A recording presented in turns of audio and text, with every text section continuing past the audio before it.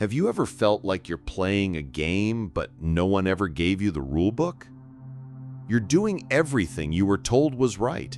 You're kind, you're supportive, you're open with your feelings. You sacrifice your time, your energy, your ambitions. You do all this for someone else, for her, and in return, you get indifference, a polite smile, a sense that your effort, your struggle, is just expected. If you've ever felt that disconnect, that quiet frustration that makes you question everything you've been taught about relationships, then you need to hear this. There's an old, uncomfortable idea, one that modern thinking tries to bury. It comes from the notoriously pessimistic philosopher Arthur Schopenhauer, who said, "The life of man is a constant struggle for existence with the certainty of defeat." Now that sounds bleak, I know, but stick with me because within that bleakness is a profound clarity that can set you free. Let's start with a powerful image from the original thought that sparked this video: a woman smiling at your scars. Now the modern sentimental man sees this and thinks, "She loves me, she wants to heal my wounds." But that's not it. The script got it right. She smiled at your scars not because she wished them healed, but because they proved you bled for her.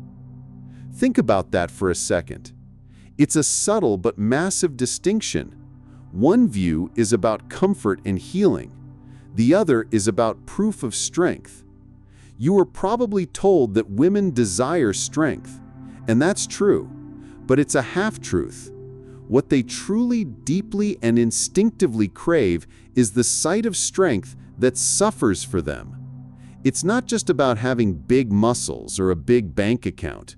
It's about the capacity to endure pressure, to bear a heavy load, to face the storm and not break. Your scars aren't a sign of your weakness. They are a testament to the battles you survived. They are a receipt for the price you were willing to pay. Schopenhauer saw this dynamic with a clarity that many find disturbing today. He wrote, "The fundamental fault in the character of women is that they have no sense of justice." Now, before you react to that, let's unpack what he likely meant. This isn't just a cheap insult. He's pointing to a fundamental difference in operating systems. For many men, justice is an abstract principle. It's about fairness, reciprocity, a balanced scale. If I do this for you, you owe me a debt of gratitude. Justice, as he says, begins with gratitude for sacrifice. But in the world he's describing, the world of primal instinct and biological imperatives, that concept of justice doesn't apply in the same way. To her, your sacrifice is not a debt she owes. It is simply the natural order of things. It's the cost of entry. You don't get a gold star for doing what a man is, for lack of a better word, supposed to do in this primal drama. You have been deceived, not by her malice, but by your own illusions. You bought into a story that pure love and open suffering would earn her admiration, that showing your pain would create a deep, unbreakable bond. But in truth, your suffering was never a burden to her. It was your offering. It was the price you paid to prove you were a worthy protector, a worthy provider, a man whose genes were worth passing on. This is where another one of Schopenhauer's most controversial lines comes in, and it's crucial to understand it not as a condemnation, but as an unveiling. He states, "Women exist in the main solely for the propagation of the species." Today, that sounds incredibly reductive, but try to see it through a biological, not a social lens. For propagation, for the continuation of life itself, what is required? Is it tender words and sentimental gestures, or is it strength, endurance, and the ability to suffer through hardship to protect the future? Life is brutal, nature is unforgiving, and the feminine instinct, honed over millions of years, is designed to select the man best equipped to handle that brutality. You suffer, you strive, you build, because your survival, your ability to push through pain proves you are useful to life itself. This is why that deep, genuine, smiling approval of a woman is almost never given freely to the carefree man.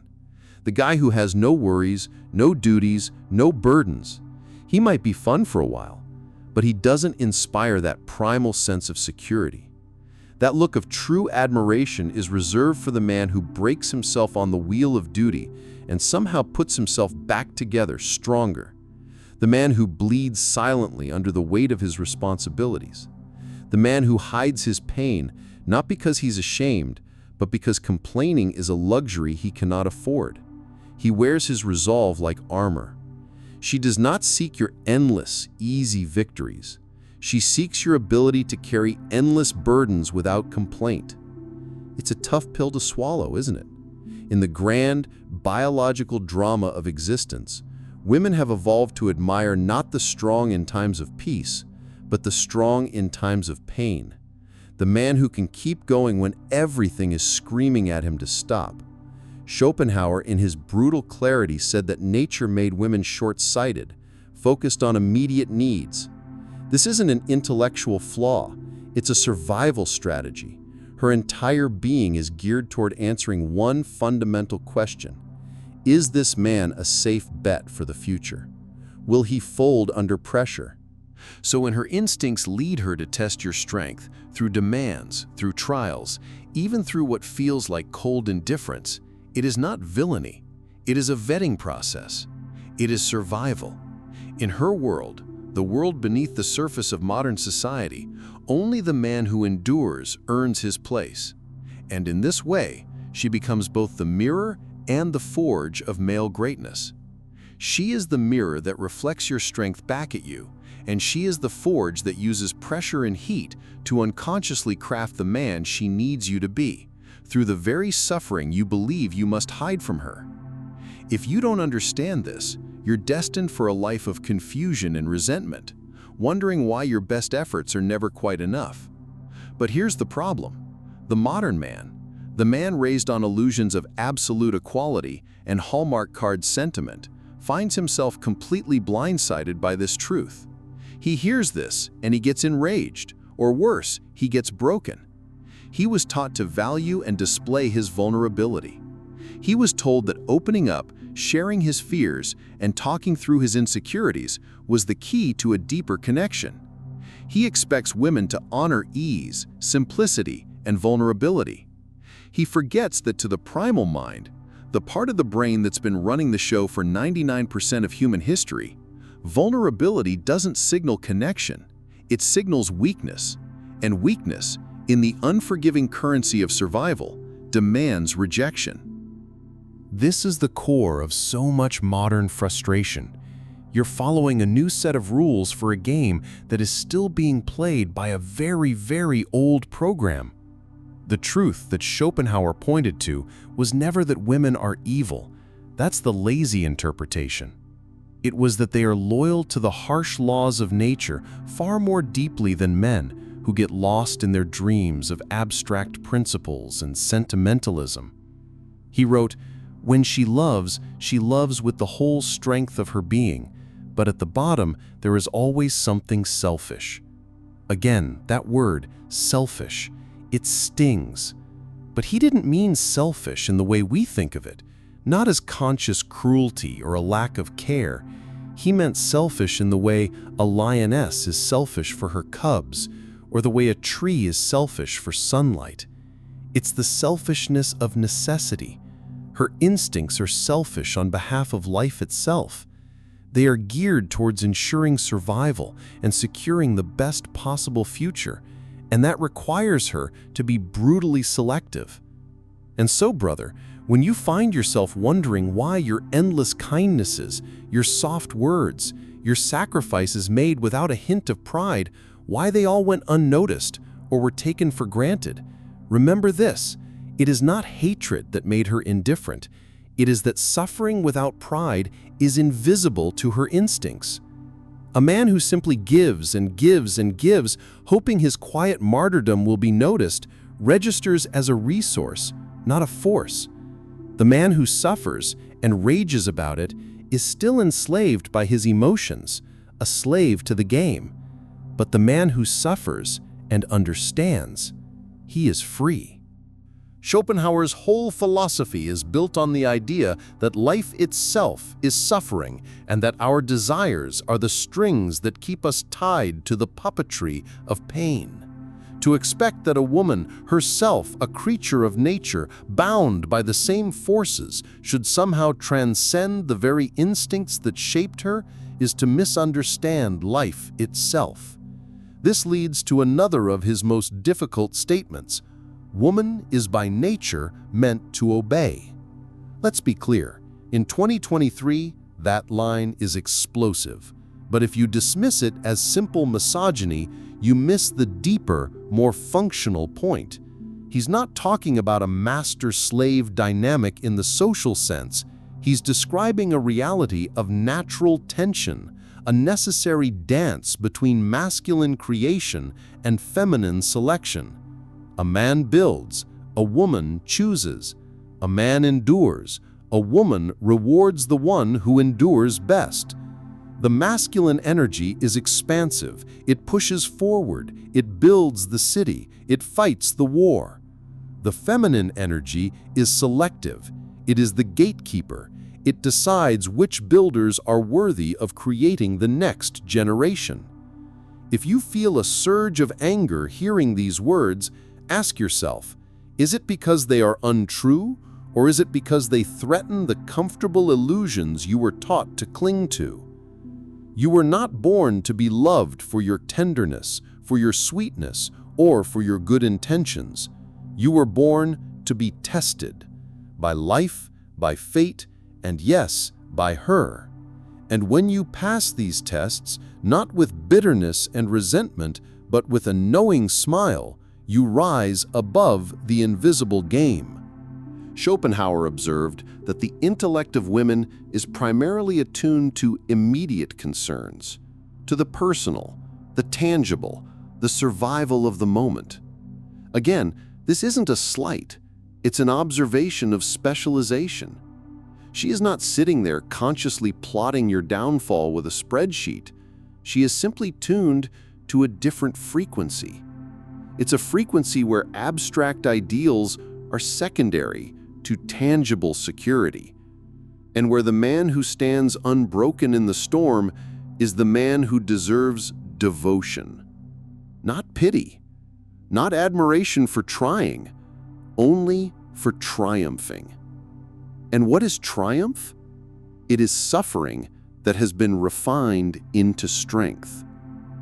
The fundamental error of the modern man is that he seeks sympathy where he should be seeking respect.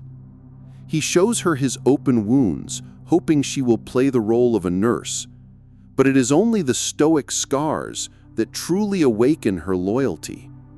You are not called to hide your pain because pain is shameful. You are called to master it because mastering your pain is the ultimate display of strength. Consider the ancient tales, the myths that form the bedrock of our culture. The heroes who won the hearts of goddesses and queens were not the gentlest or the most accommodating. They were men like Achilles, who wept with rage and grief, but still returned to battle. They were men like Odysseus, who suffered for a decade, shipwrecked, tempted, humiliated, but endured it all to return home. These were men who understood that life's pain is not a personal injustice. It is a crucible for the soul. And in that crucible, your suffering is not a curse, it is a forge. And if she seems to desire your suffering, it is not because she hates you, it is because, deep within her, her most ancient programming longs to witness your ascension. She wants to see a man rise, not untested, but unbroken. To see him suffer, not in despair, but with dignity. The more you resist this truth, the more you will suffer, and it will be a useless, bitter suffering. But when you finally embrace it, when you accept that your struggle is not only inevitable, but essential, you will stop begging for her approval, and you will start commanding her respect. It is not hatred that women bring to the male spirit. It is a mirror that reflects whether that spirit is ready to bear the heavy crown of life, a crown earned not in comfort, but in scars. She doesn't make you suffer to destroy you. She makes you suffer to reveal you. And if you understand this, you will no longer fear her nature. You will bless it. The wise man does not wage war against the nature of women. He doesn't curse the storm. He learns meteorology and builds a stronger ship. Schopenhauer's warnings were never meant to be calls to hatred. They were calls to understanding. He famously wrote, "To marry is to have one's rights and double one's duties." You can read that as pure cynicism, or you can read it as preparation. It's a warning. A man must not go into the most foundational partnership of his life, expecting the woman to change to fit his sentimental ideals. He must change his expectations, fortify his own character, and master his own soul. If a woman finds power in your suffering, let it not be the suffering of a man broken and whining under the weight of his own illusions. Let it be the suffering of a man who bears the heavy crown of life with a quiet, unshakable resolve. When you embrace your struggle, when you carry it without seeking pity, without begging for gratitude, you cease to be a boy crying for his mother's validation. You become a man who exists beyond it. Your strength must not be defined by the absence of pain, but by your presence and composure within it. Endure, not for her gaze, but for your own reflection in the mirror. Suffer, not to earn her love, but to sharpen your spirit against the inevitable hardships of existence. And if, in doing so, you happen to earn her admiration, it will not be because you desperately sought it.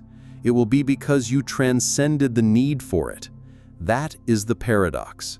She is most drawn to the man who needs her approval the least.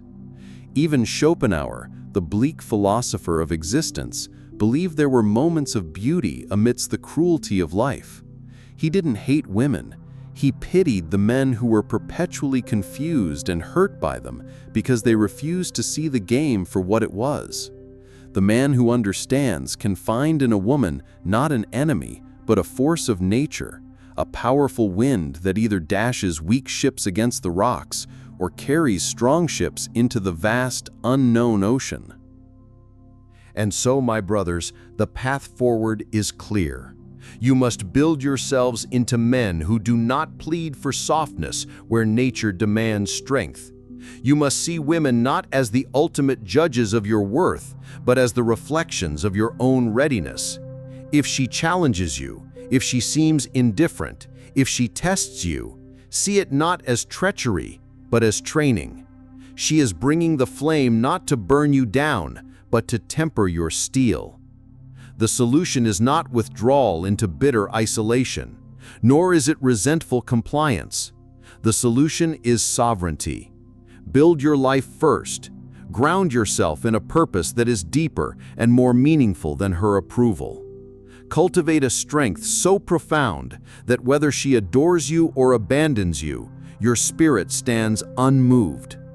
And when you engage with women, do so not from a place of neediness, but from a place of fullness. Then, and only then, will you truly live harmoniously with the feminine. Not as a boy craving comfort, nor as a cynic seeking vengeance, but as a man who knows that love, at its highest and most powerful level, is not an escape from suffering. It is the meeting of two warriors who have both survived the fire. You were not born to be pitied. You were born to be revered. And only through fire is reverence earned. Schopenhauer pointed the way. The rest is yours to walk. Stand tall, suffer well, and rise beyond the game. If this message struck something deep within you, if it woke a truth you've always felt but could never quite name, then I ask you to stand with us. Like, share, and subscribe to the channel so we can continue speaking these truths. Your support isn't just for a channel, it's for a movement of choosing strength, clarity, and sovereignty. You'll find the support link in the description below. Together, we rise beyond the illusions.